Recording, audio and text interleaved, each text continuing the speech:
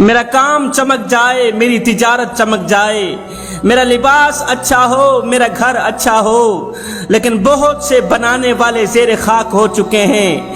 آج ان کی ہڈیاں بھی ختم ہو چکی ہیں۔ جن کیڑوں نے ان کے گوشت کھائے ہوں گے، ان کیڑوں کو بھی اگلے کیڑے کھا چکے ہوں گے۔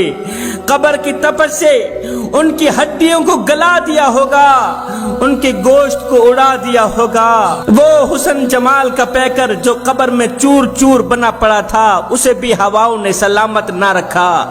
ایک ظالم ہوا کا جھونکا آیا، اس وجود کو ہوا نے اس طرح فضا میں بکھیر دیا جیسے وہ کبھی ماں کے پیٹ میں آیا ہی نہیں تھا۔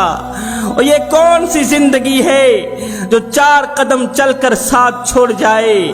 یہ کیا خوشیاں ہیں جو 4 دن ساتھ رہ کر اس کے بعد خوفناک گڑھے میں جا کر پھینک دے؟ اور یہ اقتدار کون سا اقتدار ہے جو ابھی کرسی پر بیٹھے بھی نہ تھے کہ نکالے گئے؟ اور یہ حسن کیسا حسن ہے جو چند سال بعد میک اپ کا محتاج ہوا، جب میک اپ نے بھی ساتھ چھوڑ دیا۔ پھر لاکھ جھریوں کو چھپایا، لاکھ ہونٹوں کی سیاہی کو چھپایا، لیکن کیا کریں، ان ظالم جھریوں نے تو آ کر خوبصورت چہرے کا ستیہ ناش کر دیا۔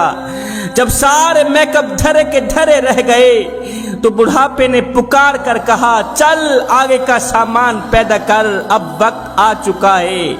یہ حسن جمال کی جگہ نہیں ہے، یہ دنیا آرائش کی جگہ نہیں ہے، یہ دنیا نمائش کی جگہ نہیں ہے۔ جوانو، اس سے پہلے کہ یہ وقت گزر جائے، کاش میری بات تیرے دل میں اتر جائے۔ اے بندے، نماز پڑھ اس سے پہلے کہ تیری نماز پڑھی جائے۔ یہ زندگی کے لمحے میرے اور آپ کے لیے غنیمت